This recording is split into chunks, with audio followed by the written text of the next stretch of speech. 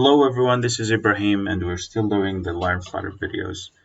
So in the previous video, we've actually done these indicators using the stateless widget. We didn't really clean our code. Primarily just wanted you to reflect um, on how the rows are actually used and how you can have multiple nested widgets within a given widget, which is either the row or the container or a list or whatever. But we know this is the ugly way to do it. We can enhance our code to, instead of us having these redundant containers within a parent child, we could have this done like unified using a function that returns a widget and then just call the function whenever we need it. And that's what we are going to do. So let's do that now, and we are going to change this from stateless to stateful.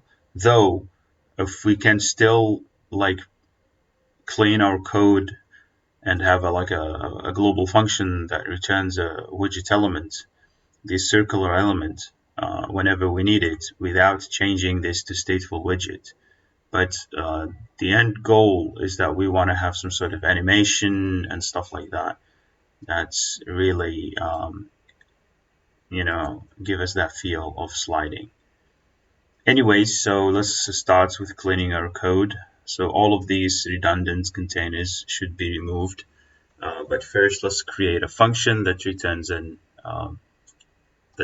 the element for us. So what do we have? So we have this element here that changes its color dependent on which page we're on. So let's take this container. So this container has the circle, the decorator circle. So let's have this separated in its own method that's here. Let's call this a widget.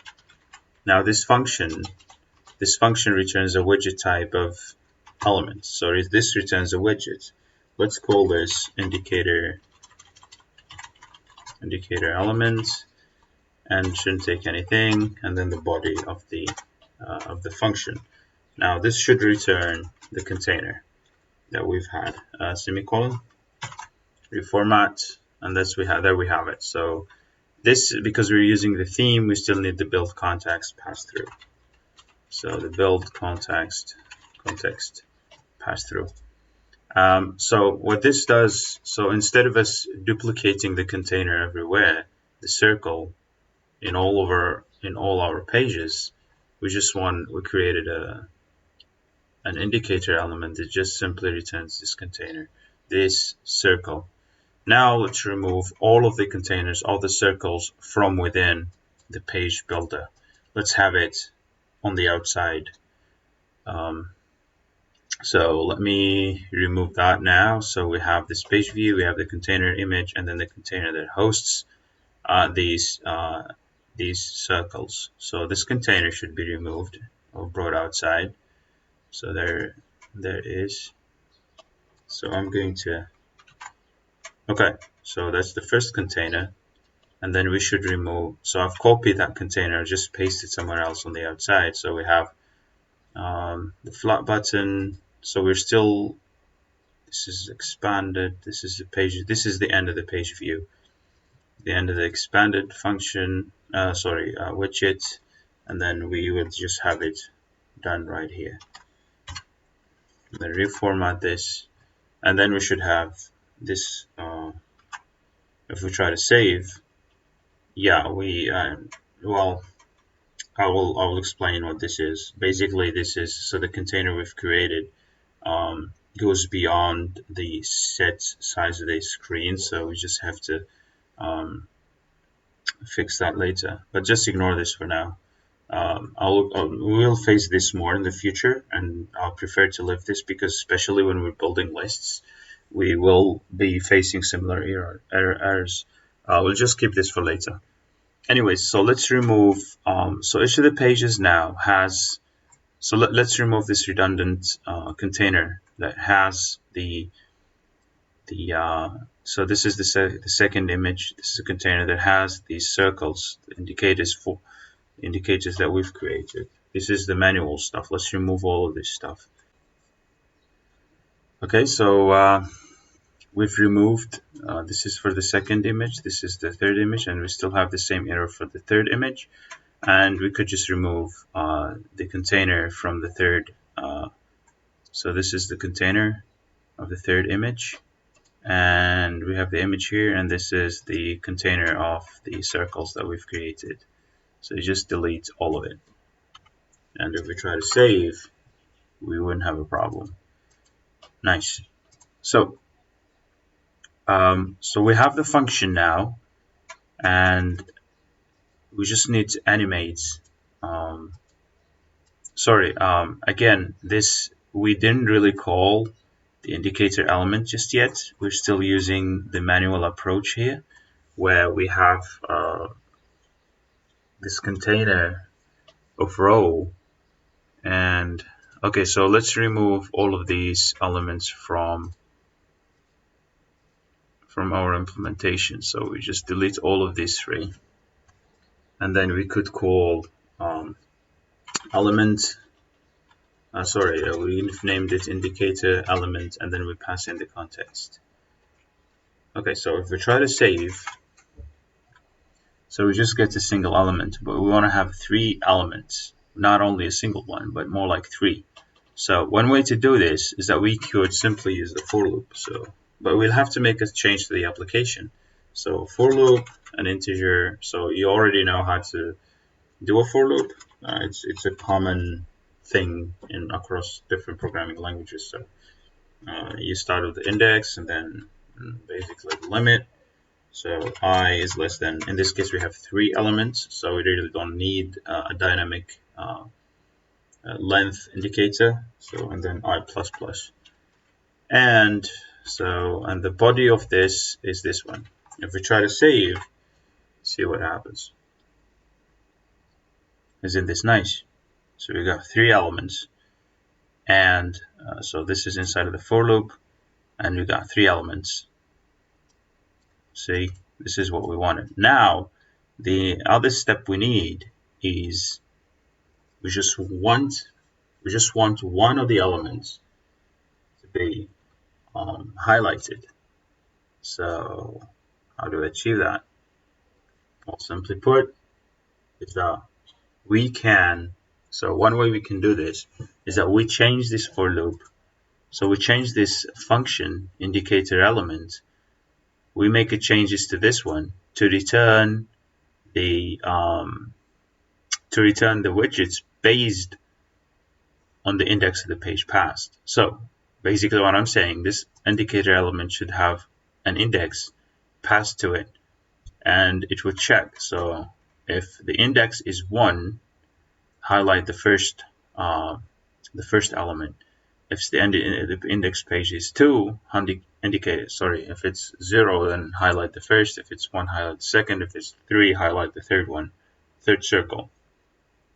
So obviously we need the for loop to come inside of the indicator element, and we need to return. So this, instead of it returning the indicator element, we could create another function. So this would just return a single element regardless of the highlighting aspect. So we could create another function that returns a list of widgets. So a list of widgets, just like we've seen with the row and the elements. In the row and column, it takes in children of type of a list of elements of type widgets. So the list here this function would be called, let's call it indicator setup like that, and then shouldn't take anything, and then the body of the function. Now inside of this, what we can do is that we could move the for loop from here. So instead of us having the children being a list of widgets, this should be returned from the function that we've passed. So let's move this let's move this to this function that we've created. Now we have this for loop right here. Okay, so what we need is we need a list of widgets that we need to return, since this function returns a list of widgets. So let's create a list. Let's call this a list of widget. Let's call it indicators, indicator elements, and this is an empty list, semicolon. And then this for loop, instead of us going for now we just need to add the widget that we've returned from here to the indicator elements. So indicator elements dot add, we want to add the widget returned from this function here, right there. So we could just have this accept build context as well, context, and pass that to the indicator. And this is why we need to pass the build context here, is because we still have the stateless widget. But yeah, so so now we have this function that returns a list of widgets of type indicator element here, and now all we have to do, so this for loop runs three times, and each time we get an indicator element returned from this function. We just add it to the list of widgets we've created here, to this list here, and this function in turn returns this list, just like we've seen. Just like we're doing it now. So now this for loop. So now we just need to return the the indicator elements. Return the semicolon. Yep. So now the missing thing is the link between the widgets that we have and the call to that function. So now we just have to create, we just need to call this method here inside of our container of rows here. And given this is already a list, given that function is already a list, we need to get rid of this list here. So for the children, we just need to call indicator setup function and pass the build context. Now see what happens. We have the 3 dots right here. Now the other part would be to go for the stateful widget. So given this is already a 15-minute video, I am going to stop this video here, and let's talk about the stateful widgets in the next video. So, but before we end this video, we could add another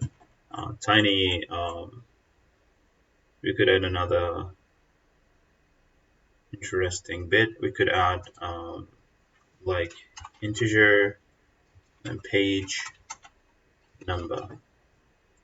Then we could add, let's add the body here. Since it's a multi-line, we better add the curly brackets.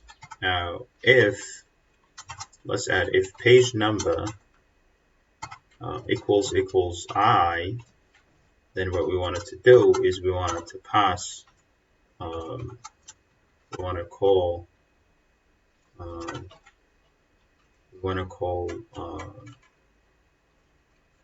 the indicator element, but we want the dark color instead of so yeah. So if this page number matches the index, we want to get the dark color of the indicator. Otherwise, we want to get the light color. So let's go for an else here so that we avoid running this multiple times. So else, um, else. Now, we could pass another element here to, aside from the context, we could pass, say, true, Boolean, true, that indicates, so this indicator pass is active, We could have Boolean is active, So if it is active, and this is false, so if it is active, then we need to return the dark color. If it's inactive, the page is inactive. So these two pages are inactive. This should be light colored. Next, now we need to make the change to the indicator elements. So instead of this returning a normal color, we should add a condition right here. So in the color, so if now the color should check the condition is active. If it is active, we want to return the dark color. Otherwise, we wanted to return the theme of context. We wanted to return the primary color light. And now if we save this, now we need to make the last change here. So the indicator setup, we need to pass in, say for example 1. So we know it's the first page. Now of course we will get this number from the page view unchanged events. So that will be explained later on the stateful widgets. But for now, let's do this manually. So this is the first page, presumably. So if we go for 0, that's the first page. Oops. See, so that changes accordingly. If we go for 2, that should change the third element, just like that. So we've achieved what we wanted to achieve. So we cleaned up our code. Now we have a container that hosts these indicator elements separately, and these are generated some sort of almost dynamically. So we've created an indicator setup. This creates a for loop, and this checks the page number passed. So it checks if this page number is the active page number. It calls in the indicator element with the flag of either true for is active, which is the existing page, or false for inactive. So for the active, this would return a dark colored element. If it's inactive, it would return the light colored elements. And then we return the list of elements in form of list widgets, which is passed to the children of row right here. Okay, so let's stop this video for now, and on the next video we'll talk about stateful widgets, and we'll get this done. And we'll basically beautify this one to also include animations right here instead of just like dull change of, Alright, so enough of that. See you on the next one. Have a good day. Cheers.